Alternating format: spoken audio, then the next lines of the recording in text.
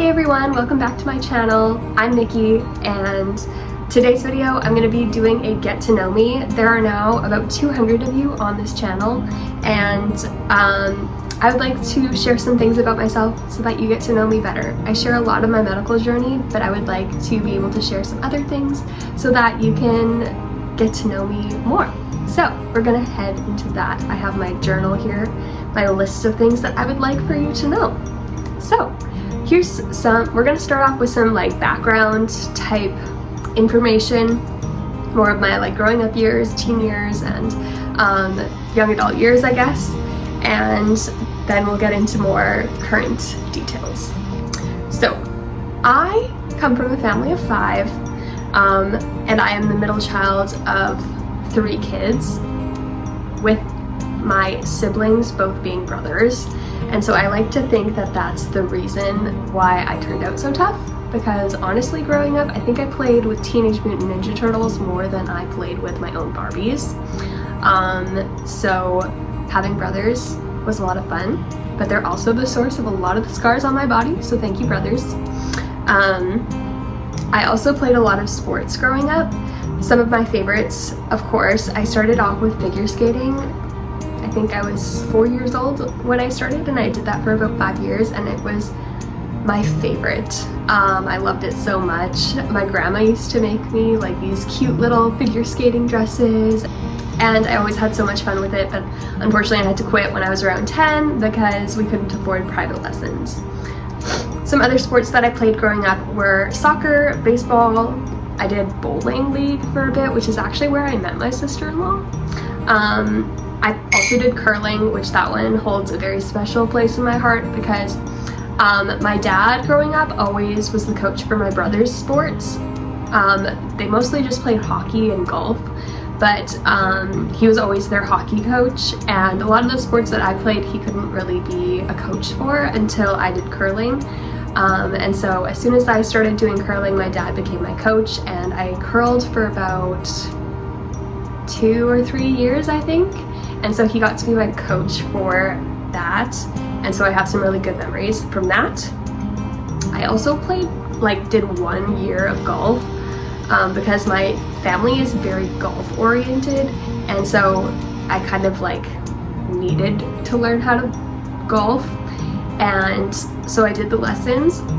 My dad, as a reward after that, took us for 9 holes on like a super hot day, and there were so many bugs, and I decided after that I hated golf, and I have not golfed since. I don't count mini golfing as golfing, but like normal golf I hate it, but my family loves it. So some other sports I did growing up, I did swimming. I was very good at swimming. I had the opportunity to be a part of like a competition squad or whatever, but I didn't take part in it. And then I know most people don't count this, but I count dance as a sport, and it was definitely my favorite sport. And I did dance lessons for about 3 years, and then I taught dance for about 2 or 3 years, kind of also overlapping with my lessons. Also growing up, I took a lot of other lessons as well. My parents wanted to give us a lot of opportunities, and so we were often offered the ability to choose a sport and then also choose a music lesson. We had to take piano growing up, and then after that, if we wanted to take something else, we could. So once I was done with piano, I took acting lessons, and I also took voice lessons. So yeah, you could say I was a triple threat at one point because I did acting, dance, and voice. So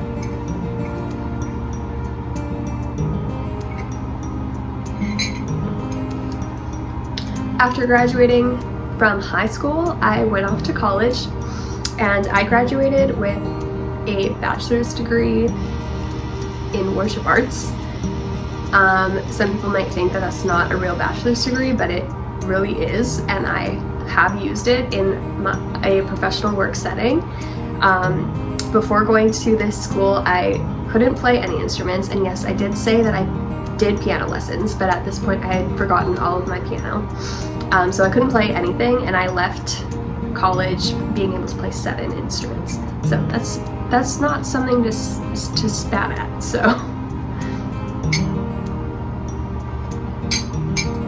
And I should say that those 7 instruments I learned how to play over the course of 3 years. Should I list out which ones for you? Okay, so my main instrument is guitar, and then I learned how to play bass. And out of those, I actually started with ukulele and then moved up to guitar, so I played the ukulele. And then from that, I learned how to play the mandolin. I also could play the cajon, and then I think I did count electric guitar and piano in that, because I did for a little bit learn piano again. Not very well, but enough to be able to play some songs. So those are my instruments that I can play. Maybe not all of them now, but most of them.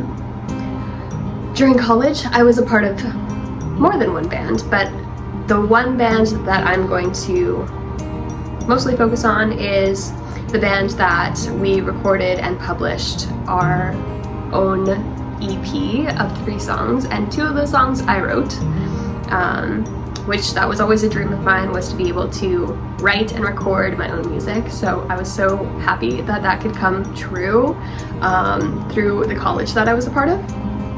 They are still on Apple Music and Spotify, so. Next, I worked at a Bible camp for 6 years.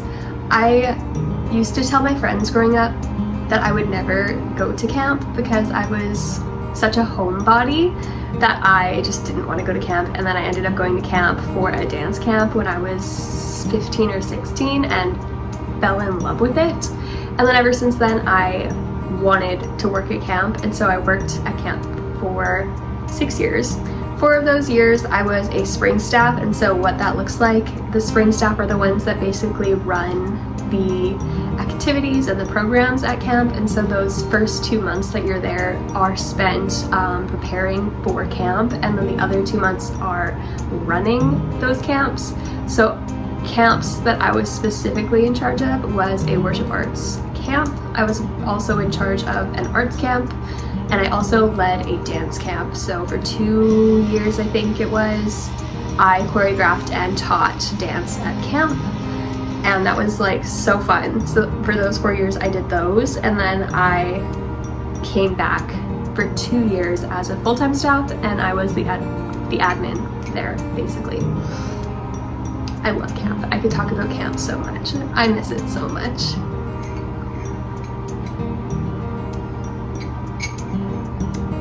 So the reason why I loved camp so much is because I'm an extrovert.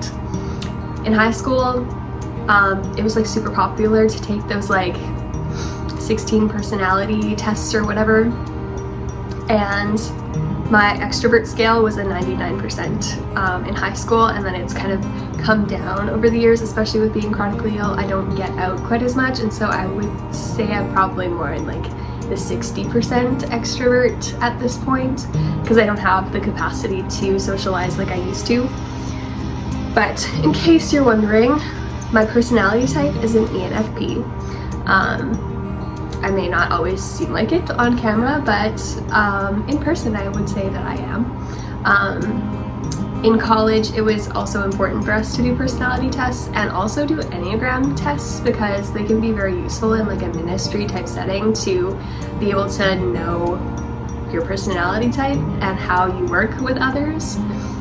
And also like an Enneagram. In case you don't know what an Enneagram is, your personality type is how people view you, and your Enneagram type is how you view the world. So it's kind of more of like your inner thought process and stuff like that. And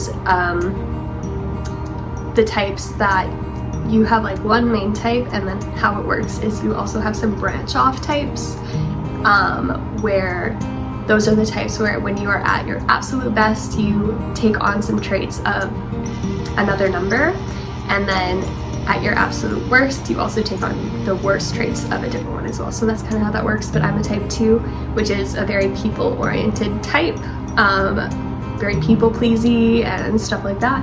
So in case you do those personality types and Enneagrams, those were mine. now we're gonna just get into some basic fun facts. My favorite color is yellow. Maybe you're not able to tell based on like my home decor or my outfits, but yellow brings me so much joy. And as I look around, like there's a yellow watering can over here, I have yellow mugs in the cabinet. If you were to open my kitchen cabinets, you would see yellow like spatulas and stuff like that. My towels in the bathroom are yellow. Like, I like to add yellow in like small increments. I'm not someone who likes to go overboard, otherwise I get tired of the color. Some of my hobbies would include baking, sewing, and reading right now, but I have a lot of hobbies and they cycle through, so things like painting and drawing and embroidery, and there's probably a bunch of others that I'm missing, but I cycle through them a lot, and so these are just the ones that right now I'm like the most interested in, is baking, sewing, and reading. I read a lot. I think last year I read something like 70 books, I think, over the course of the year. Lucy's like watching me down here.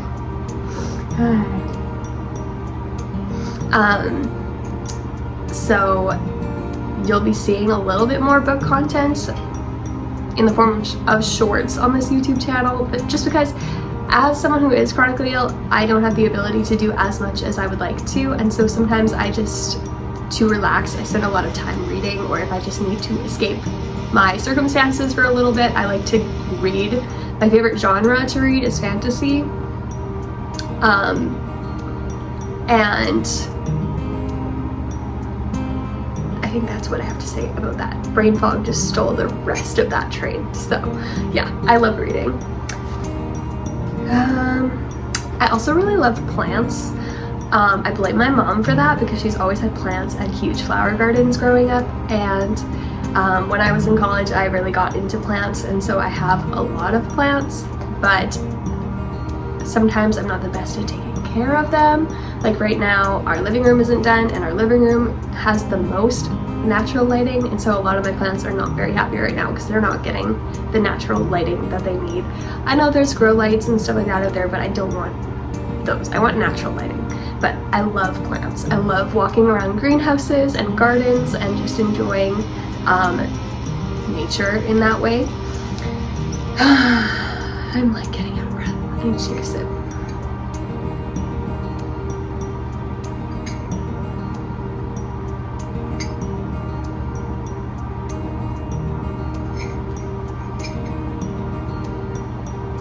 Okay. Another thing that I really love to do is painting my nails. Let's see if it'll focus. Focus. I have to put this down.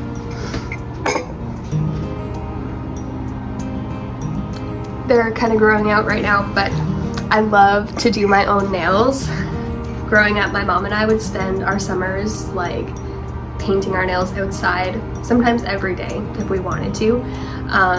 And since then I've gone on to do like gel manicures on myself, and I really like gel because your designs are just like locked in and you can't smudge them, and that's what I love about gel. And yeah, I do my nails about like every 2 to 3 weeks, just based off of what I like. My nails grow really fast, and so the grow out on me, if I were to leave them for like 4 weeks, it would like be half gone because my nails just grow really fast. So I like to paint my nails more regularly, but I use a rubber base, and so I don't file down to my natural nail every single time. I just file down to the rubber base and then reapply. Okay, now we're gonna get into more of like my medical type stuff. If you have been following along on my journey, then you already know all of this stuff, but when I started this channel, I wasn't yet diagnosed with like anything, but I knew that there was a lot going on. And so the conditions that I am diagnosed with would be hypermobile Ehlers-Danlos syndrome, with being my like big catalyst for a lot of my other conditions. I was also diagnosed with POTS, which stands for postural orthostatic tachycardia syndrome. That one has been a huge driver in my life. For the longest time, it was the one that was the hardest for me to get managed, and simple tasks would cause my heart rate to go up into the 200s even though I was on medication. I have other videos about all of these diagnoses, so you can go back in my channel to watch and learn more about them if you would like. Recently, I was formally diagnosed with endometriosis instead of just clinically. I have stage 1, and I will be doing a video to come for Endometriosis Awareness Month, but I do have one video. If you scroll all the way down to like my first year of YouTube, I did share my endometriosis journey, but I hadn't had surgery yet at that point. So I will be filming an updated one soon. And one that I'm like not quite sure if it's actually in my file or not is Nutcracker syndrome, because that's the one on my scans that they can like very clearly see, and haven't tried to completely rule it out. So I think I have a formal diagnosis of Nutcracker syndrome, but I'm not really sure. But there are a bunch of conditions that I'm still investigating, which along with compression syndromes would be MALS, which stands for median arcuate ligament syndrome, and I'm also investigating SMAS, superior mesenteric artery syndrome, based off of symptoms, based off of scans that I've had and measurements. And so that has been a very ongoing journey, and those would also be the reasons why I have a feeding tube, is because I'm not able to physically eat, and I don't know, my doctors just can't figure it out right now. Some people say that it's gastroparesis, but my gastric emptying scan was technically normal. You can go and watch that video and my experience with that. So yeah, those other ones are still in the works, and there's probably a lot of other ones that are still in the works as well, but I know that this is going to be an ongoing process because I have Ehlers-Danlos syndrome, and there just is a lot of comorbidities that come with that. And so it's really just learning to manage your symptoms and try to live your best life in spite of that, which goes into why I started a YouTube. Which goes into why I started a YouTube channel. I have wanted to start a YouTube channel since I was like a teenager, but I didn't feel like I had anything good to share back then. I probably would have ended up being a makeup guru because I was super into makeup. But once I started my journey, my medical journey, I just felt like this would be a very beneficial thing to share on YouTube, especially for other Canadians who are going through similar things to me. The Canadian medical system is really hard to navigate, and I've learned so many things about the medical system that I didn't know and wouldn't have known if I wasn't chronically ill. And so that's why I share a lot of my journey on YouTube, with testing, with diagnosis processes and treatments and everything like that. I want to be as open as I possibly can because I want to help others navigate their journey as well.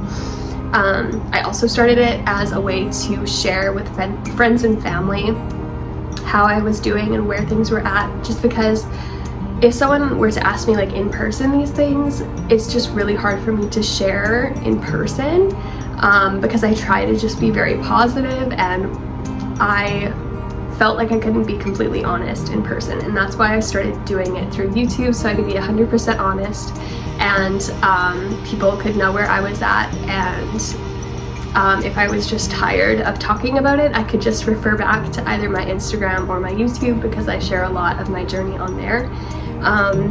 And my biggest hope out of this channel is to be able to encourage others who are going through a medical journey, even if it's different than mine.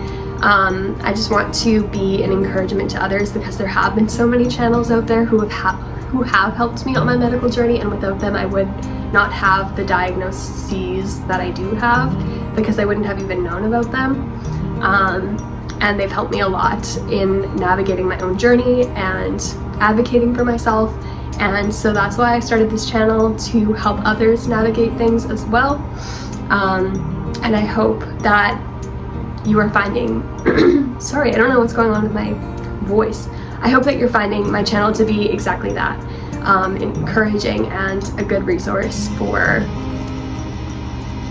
medical things, as well as just normal life things, like trying to live your life the best that you possibly can in spite of your chronic illnesses. And there's now 200 of you, like I mentioned, and I'm so grateful for each and every one of you. I definitely did not imagine that I could even grow my channel, but I'm hoping that people will continue to join my journey. And so if you're watching this and you haven't yet subscribed, I'd love to have you, so you can just hit that subscribe button down below. And if you're interested more in the behind the scenes, you can always join my Instagram my Instagram account as well. I do share about my conditions on there, especially through stories and behind the scenes. So it's the same as my YouTube handle. It's Nikki Autumn. So you can feel free to go follow me there if you would like. And yeah. If there are questions that you have and you would like for me to answer them, you can always drop them down in the comments. I love interacting with you down there. And as always, I post every Thursday, so I'll see you guys next week. Bye!